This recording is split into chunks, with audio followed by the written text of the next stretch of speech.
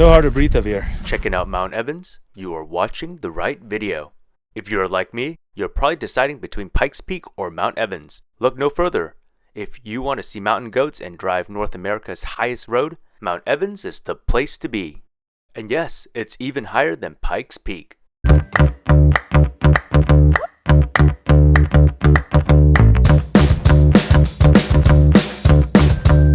We're going to break this video in 3 parts, so skip to what you want to know. We're going to cover the white knuckle drive up, the summit experience, and the drive down, with a bonus section on the gateway gold rush town of Idaho Springs off Interstate 70. This is a true adventure driving North America's highest paved road. Yes, if you do this drive, you're in the top 1% who have taken a car higher than anyone in the US. What a nice day to go for a drive in the woods. This is such a special experience, I even changed my flight and extended my trip to get a weather window to reach the top. Plus, it's only a little over an hour from Denver and super easy to get to. Do note that the road to Evans is only open during summer months, which in Colorado means usually May to early June to October, but it varies quite a bit depending on when first snow comes. From Denver, take Interstate 70 west for 37 miles to the town of Idaho Springs. From there, follow big signs for Mount Evans Scenic Byway. Halfway up the road, there is a junction at Echo Lake where you will find the ranger station. In the peak season, you will need reservations to enter. Go to this link for more up-to-date information. Turn right to State Highway 5. All you gotta do is follow the road to the top. Here we go, Mount Evans, 14 miles to top, and the top is open. If you want to skip ahead to the summit experience, go right ahead. Reservations are about $20, and they're usually more available during the weekdays. Try to get them many weeks in advance to ensure you have a slot to go up the mountain. But I was able to get mine a week in advance because I was going on a Tuesday afternoon. We begin our drive out of Idaho Springs at an elevation of 7,500 feet in a canyon for the first third of our climb. First glimpse of the mountain. Behind the clouds. Rocky Mountain High. One of the 50 or so 14'ers in the state of Colorado. What a place to be. This section of road is signed as Colorado 103. We emerge from this canyon and find ourselves at 10,600 feet, halfway up. And here's a glimpse of Echo Lake. After Echo Lake itself, you'll see Echo Lake Lodge and signs for Mount Evans summit. Follow those signs and turn right at the junction. We'll drive past the ranger station where we'll show them our reservation and head on up. At this point, we are higher than anything east of the Mississippi, 2,000 feet higher than Mount St. Helens, and almost 1,000 feet higher than Tioga Pass in California. But we still have 4,000 feet left to climb to get to the top. Now we start the real climb and begin to leave the tree line soon, following State Highway 5 for the rest of the way. Every 1,000 foot of elevation gain in the mountain is equivalent to driving 600 miles north. Crossing the tree line means you have entered the Colorado Rockies subalpine zone. Off to the right, you can see us crossing the tree line at 11,000 feet. No trees can grow up here. We enter Colorado's highest ecosystem, the mysterious alpine tundra. At this point, we are higher than Mount Hood, the highest point in the state of Oregon. Here's a scale side-by-side comparison. This environment is arguably the harshest that supports life in North America. Winter conditions last over 8 months and the soil never fully melts. We are deep in the land of permafrost. Long winters, high wind, and intense sunlight means only highly adapted species survive. A little edgy here. There's no guardrails. You see the high Rockies over there. It's quite something, isn't it? They call it Rocky Mountain High for a reason. Mountain squirrel or something. The view just keeps getting better. Holy crap, it is bumpy here. The tundra, the permafrost, isn't permissive to building roads. And we even bottomed out one of the shocks first and then we slowed down, but wow. It's kind of diagonal this. Look at Evans. Such a beautiful mountain. This is the highest city park in North America. Summit Lake. It's owned by the city, I think. Whoa, look at that. It's going to be a single lane road later, I think. We're on the summit reach now.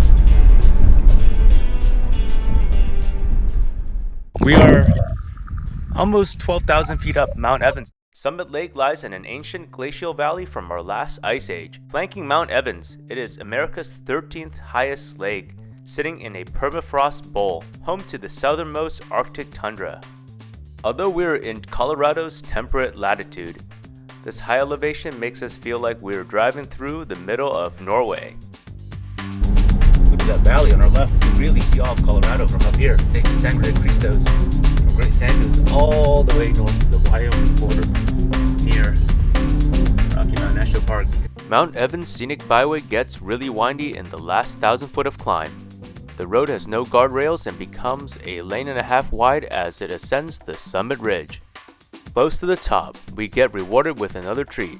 We see Mount Bierstadt appear, another popular Colorado 14'er. And look, our first mountain goat. Mountain goat's licking the car. The 4Runner tastes pretty good, huh? Folks, we have arrived. Mount Evans parking lot. The top of Mount Evans. What a view. Oh, look at that mountain goat. Got a friend coming for you. That's great. Probably one of the highest bathrooms in the US. Snow in the summertime. Let's go check out the old visitor center next to America's highest observatory, the third highest in the world. The original visitor center burned down in 1979 and they haven't rebuilt one since.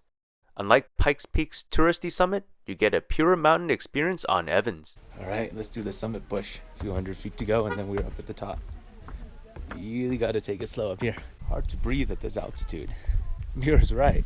12,000 to 14,000 is no joke. The summit itself is about 200 feet higher than the parking lot. There is a well-maintained trail with a few switchbacks taking you to the top.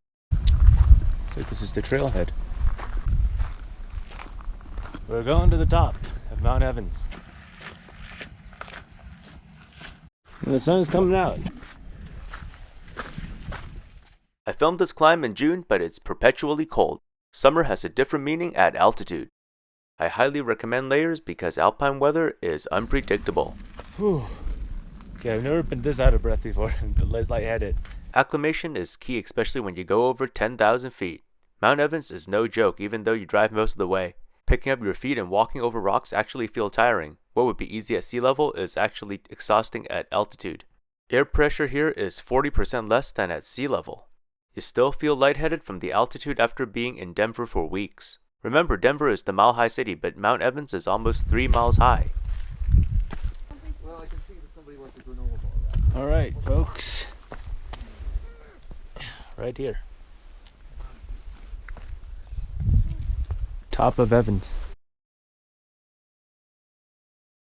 You got a GoPro as well? Yeah, I figured I'd bring some friends up here. At the top of the world. Yep, started. It's a good feeling. All right, welcome to the top of Mount Evans, 14,200 feet. We're in Colorado. We're at the summit right now. A pretty quiet day, pretty cloudy. You can't see all the way down to New Mexico, but what a view here still. What an experience to get up to a 14'er on the road and being able to hike the last 100 or so feet. But our first 14'er here in Colorado, Mount Evans, 14,200 something feet, depending on which rock you count. So yeah, with that being said, enjoy.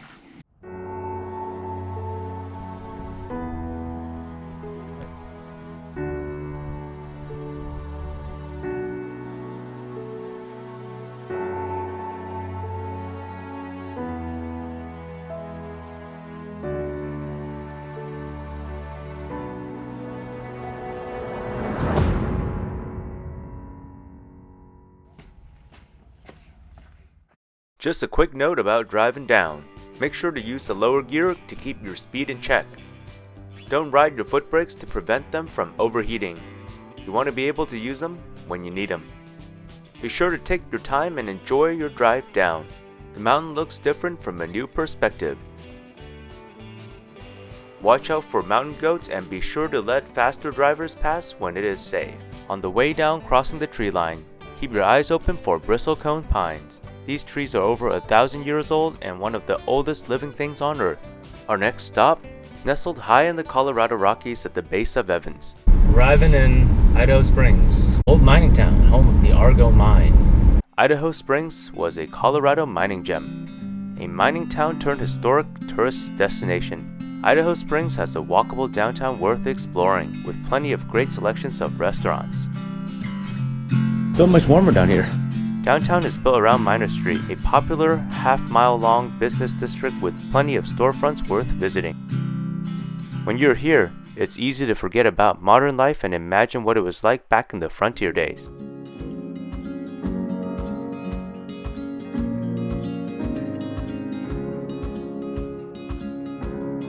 Argo Gold Mine, once the backbone of Idaho Springs' economy, in past decades was the pinnacle of Colorado's mining industry.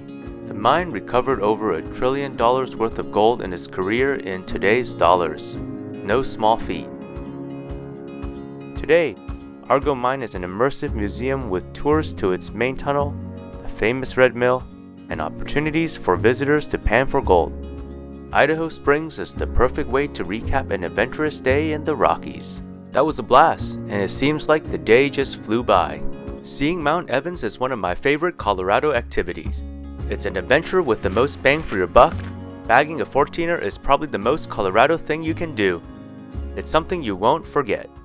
And you can't beat a close encounter with a beautiful mountain goat. I hope you enjoyed this video about Mount Evans and found it useful for your trip planning. If you like this video, please like and subscribe for more content like this.